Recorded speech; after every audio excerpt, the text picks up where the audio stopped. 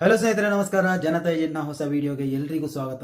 ಇವತ್ತು ಜನತಾ ಏಜೆಂಟ್ನಲ್ಲಿ ಹೊಸ 2 ವಿಚಾರಗಳನ್ನು ನಿಮ್ಮ ಮುಂದೆ ಮಾಹಿತಿಯೊಂದಿಗೆ ಪ್ರಸ್ತುತಪಡಿಸಲಿಕ್ಕೆ ಬಂದಿದ್ದೇನೆ. ಏನು ವಿಚಾರ ಅಂದರೆ, ಒಂದು ಧರ್ಮಸ್ಥಳದ ಅಧೀನದಲ್ಲಿರುವಂತಹ SDM ಕಾಲೇಜಿನ ಕುರಿತಾದಂತಹ ಒಂದು ವಿಚಾರ.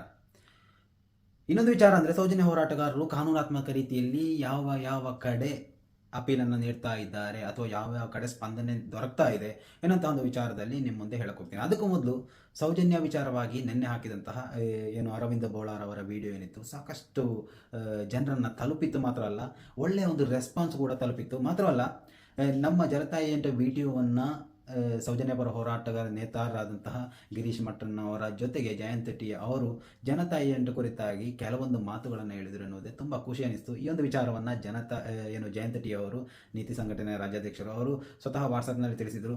ಗಿರೀಶ್ ಮಟ್ಟಣ್ಣ ಅವರನ್ನು ಭೇಟಿಯಾಗುವಂತಹ ಉತ್ತಮ ಒಂದು ಅವಕಾಶ ದೊರಕಿ ಬಂದಿದೆ.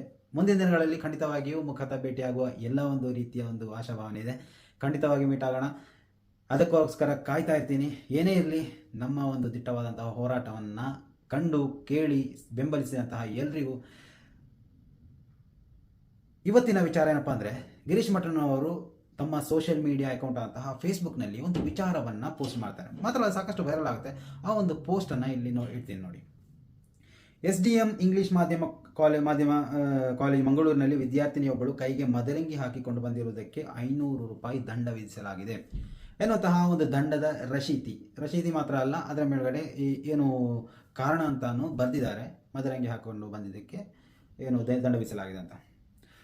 ಈ ಒಂದು ವಿಚಾರದಲ್ಲಿ SDM ಸಂಸ್ಥೆ ಇರುವುದು ಭಾರತದಲ್ಲೋ ಅಥವಾ ಸೌದಿ ಅರೇಬಿಯಾದಲ್ಲೋ ಎನ್ನುವಂತಹ ಒಂದು ವಿಚಾರವಾಗಿ ಒಂದು ಪೋಸ್ಟರನ್ನು ಅವರು ಏನು ಸೋಷಿಯಲ್ ಮೀಡಿಯಾದಲ್ಲಿ ಹಾಕಿದರು.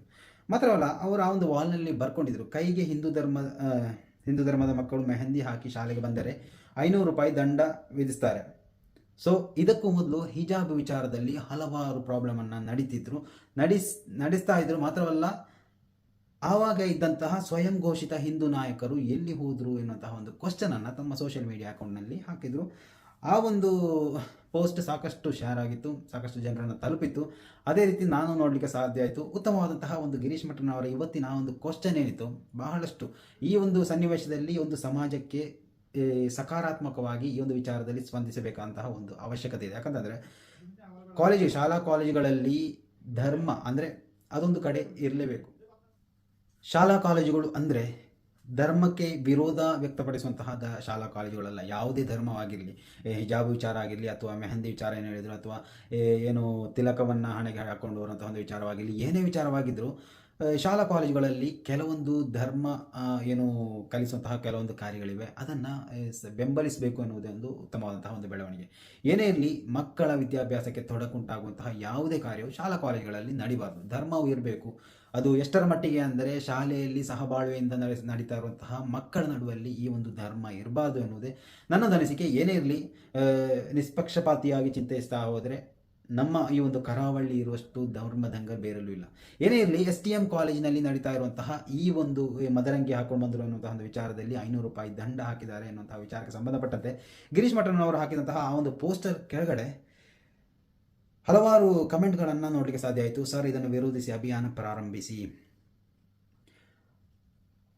ಅದಕ್ಕೆ ಗಿರೀಶ್ ಮಟ್ಟಣ್ಣವರು ರೆಸ್ಪಾನ್ಸನ್ನು ನೀಡಿದರು. ಸರ್, ನೀವು ತುಂಬ ಬ್ಯುಸಿ ಇದ್ದೀರಾ, ಕಾಲ್ಗೂ ರೆಸ್ಪಾನ್ಸ್ ಮಾಡಲ್ಲ. ನಮ್ಮ ಥರ ಉತ್ತರ ಕರ್ನಾಟಕದವರು ಬಹಳಷ್ಟು ಗಿರೀಶ್ ಮಟ್ಟಣ್ಣವರ ಅಭಿಮಾನಿಗಳೇ ಉತ್ತರ ಕರ್ನಾಟಕದಲ್ಲಿದ್ದಾರೆ ಎನ್ನುವುದೇ ಈ ಒಂದು ಪೋಸ್ಟ್ನ ಕಮೆಂಟ್ನಲ್ಲಿ ಕಾಣಲಿಕ್ಕೆ ಸಾಧ್ಯ ಆಗ್ತಾ ಇದೆ. ಏನೇ ಇರಲಿ, ಸೌಜನ್ಯ ಹೋರಾಟಕ್ಕೆ ಗಿರೀಶ್ ಮಟ್ಟಣ್ಣವರ ಪರಿಚಯವಾಗೋದೇ ಅಂದರೆ ಆ ಒಂದು ವ್ಯಕ್ತಿತ್ವವನ್ನು ನಮಗೆ ಗೊತ್ತಾಗೋದೇ ಸೌಜನ್ಯ ಹೋರಾಟದಿಂದ. ಏನಪ್ಪ ಅಂತ, ಸೌಜನ್ಯ ಹೋರಾಟ ನಡೀತಾ ಇದ್ದಂತಹ ಒಂದು ಸಂದರ್ಭದಲ್ಲಿ ಸೌಜನ್ಯ ವಿಚಾರವಾಗಿ ಇವರೊಂದು ಮಾಹಿತಿಯನ್ನು ನೀಡ್ತಾರೆ. ಯಾಕಂದರೆ 12 ವರ್ಷಗಳ ಹಿಂದೆ ಈ ಒಂದು ವಿಚಾರದಲ್ಲಿ ಇವರು ಪೊಲೀಸ್ ಅಧಿಕಾರಿಯಾಗಿದ್ದಂತಹ ಒಂದು ಸಂದರ್ಭದಲ್ಲಿ ಏನು ನಡೀತಿತ್ತು ಸೌಜನ್ಯ ವಿಚಾರದ ಬಗ್ಗೆ ಇವರಿಗೆ ಗೊತ್ತಿತ್ತು. ಈ ಒಂದು ವಿಚಾರದಲ್ಲಿ ಸಾಕ್ಷ್ಯನಾಶಗಳು ಸಂಭವಿಸಿದೆ ಎನ್ನುವುದರ ಆ ಒಂದು ದೃಢ ಮಾಹಿತಿಯಿಂದಲೇ ಆಗಿತ್ತು ಇವರು ಸೌಜನ್ಯ ಹೋರಾಟಕ್ಕೆ ಬಂದಿದ್ದರು ಎನ್ನುವುದೇ ಇದರಿಂದ ಸ್ಪಷ್ಟ ಆಗ್ತಾ ಇದೆ. ಯಾಕಂದರೆ ಆ ಒಂದು ಮೊದಲಿನ ವಿಡಿಯೋನೇ ನಾನು ನೋಡ್ತಾ ಇದ್ದೀನಿ. ಆಮೇಲೆ ಸೌಜನ್ಯ ಹೋರಾಟ ವೇದಿಕೆಗಳಲ್ಲಿ ಬಹಳಷ್ಟು ಬಾರಿ ನೋಡಿದೆ. ಸೊ ಇವಾಗ ಏನು ಸೌಜನ್ಯ ಹೋರಾಟದ ಒಂದು ಕೇಂದ್ರ ಬಿಂದು ಅಂತಾನೆ ಇವರನ್ನು ಹೇಳುವುದು. ಮಾತ್ರ ಅಲ್ಲ, ಕಾನೂನಾತ್ಮಕವಾಗಿ ಬಹಳಷ್ಟು ತಿಳುವಳಿಕೆ ಇರುವಂತಹ ಒಂದು ವ್ಯಕ್ತಿಯಾಗಿದ್ದಾರೆ ಈ ಗಿರೀಶ್ ಮಟ್ಟಣ್ಣವರು. ಸೊ ಆದ್ದರಿಂದ ಇವರಿಗೆ ಸಿಗುವಂತಹ ಒಂದು ಜನಬೆಂಬಲ ಏನಿದೆ, ಇದು ಸೌಜನ್ಯ ಹೋರಾಟಕ್ಕೆ ಮಾತ್ರ ಅಲ್ಲ, ಒಂದು ಹೆಣ್ಣು ಅಂದರೆ ಇವರೊಂದು ಬೇರೊಂದು ಪೋಸ್ಟರ್ ಇದೆ, ಅದನ್ನು ತೋರಿಸ್ತೀನಿ ಹೇಳಿ. ಒಂಟಿ ಹುಡುಗಿ ಒಂದು ಅವಕಾಶವಲ್ಲ, ಅದು ಒಂದು ಜವಾಬ್ದಾರಿ. ಅಂದರೆ ಒಂಟಿ ಹುಡುಗಿ ಅಂದರೆ ನಾವು ಒಂದು ದಾರಿಯಲ್ಲಿ ನಡೀತಾ ಹೋಗ್ತೀವಿ, ಅಲ್ಲಿ ಒಂದು ಒಬ್ಬಂಟಿಯಾಗಿ ಒಂದು ಹುಡುಗಿ ಸಿಕ್ಕಿದ್ದಾಳೆ ಅಂದರೆ ಅದನ್ನು ಅವಕಾಶವಾಗಿ ನಾವು ಬಳಸ್ಕೋಬಾರ್ದು. ಅಂದರೆ ಆವಾಗ ನಮ್ಮ ನಿಜವಾದ ಜವಾಬ್ದಾರಿಯು ಅಲ್ಲಿ ನಾವು ಏನು ಮಾಡಬೇಕು, ಆ್ಯಕ್ಷನನ್ನು ತಗೋಬೇಕು. ಯಾಕಂತಂದರೆ ಒಂಟಿಯಾಗಿ ಒಂದು ಹುಡುಗಿ ಒಂದು ಏನು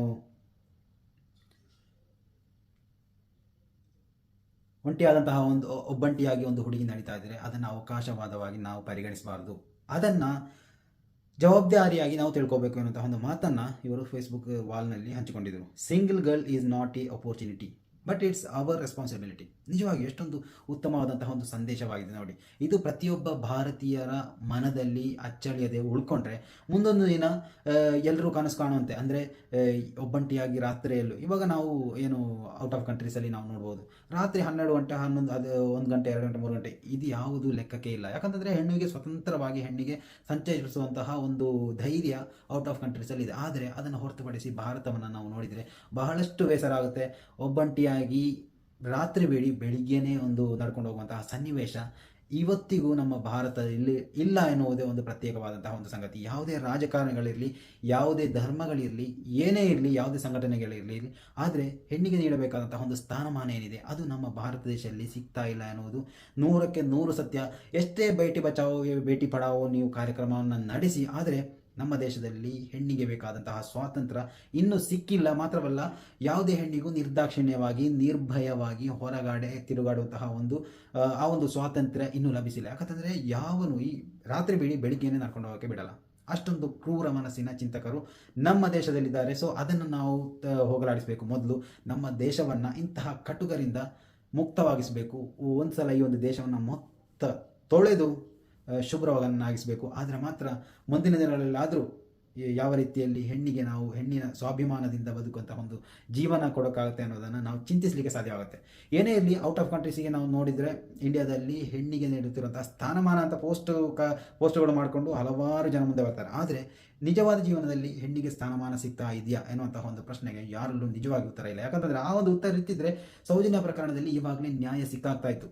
ಯಾಕೆ ಇದು ತಡ ಆಗ್ತಾ ಇದೆ ಅಂದರೆ, ಧಣಿಗಳು ಅಂದರೆ ದೊಡ್ಡವರ ಮನೆಯಲ್ಲಿ ಏನು ನಡೆದರೂ ಬಡವರಿಗೆ ಲೆಕ್ಕಕ್ಕೆ ಇಲ್ಲ, ಬಡವರನ್ನು ತುಳಿದು ಹಾಕ್ತಾ ಇರ್ತಾರೆ. ಆದರೆ ಸೌಜನ್ಯ ಪ್ರಕರಣ ಒಂದು ಬಿಟ್ಟರೆ ಅದಕ್ಕೆ ಮೊದಲು ನಡೆದಂತಹ ಹಲವು ಪ್ರಕರಣಗಳು ಮಣ್ಣು ಮುಚ್ಚಿ ಹೋಗೋಕ್ಕೆ ಇದೇ ಕಾರಣವಾಗಿತ್ತು. ಯಾಕಂತಂದರೆ ಪೊಲೀಸ್ ವ್ಯವಸ್ಥೆ, ಕಾನೂನು ವ್ಯವಸ್ಥೆ, ಸರ್ಕಾರ ಎಲ್ಲವೂ ಇವರ ಅಂಡರಲ್ಲೇ ಇರುವಾಗ ಯಾವುದೇ ಪ್ರಕರಣಗಳನ್ನು ಮೇಲೆತ್ತೋಕೆ ಸಾಧ್ಯನೇ ಆಗೋದಿಲ್ಲ. ಏನೇ ಇರಲಿ, ಗಿರೀಶ್ ಮಠನವರಂತಹ ಆ ಒಂದು ದೃಢವಾದ ಒಂದು ನೇತೃತ್ವ ಸೌಜನ್ಯ ಹೋರಾಟಕ್ಕೆ ಸಿಕ್ಕಿರುವುದು ಉತ್ತಮವಾದಂತಹ ಒಂದು ಬೆಳವಣಿಗೆ ಸೇರಿ. ಏನೇ ಇರಲಿ, ಮುಂದಿನ ದಿನಗಳಲ್ಲಿ ಮತ್ತೆ ಅತ್ಯುತ್ತಮವಾದಂತಹ ಮಾಹಿತಿಯೊಂದಿಗೆ ಮತ್ತೆ ನಿಮ್ಮ ಮುಂದೆ ಬರ್ತೀನಿ. ಅಲ್ಲಿವರೆಗೂ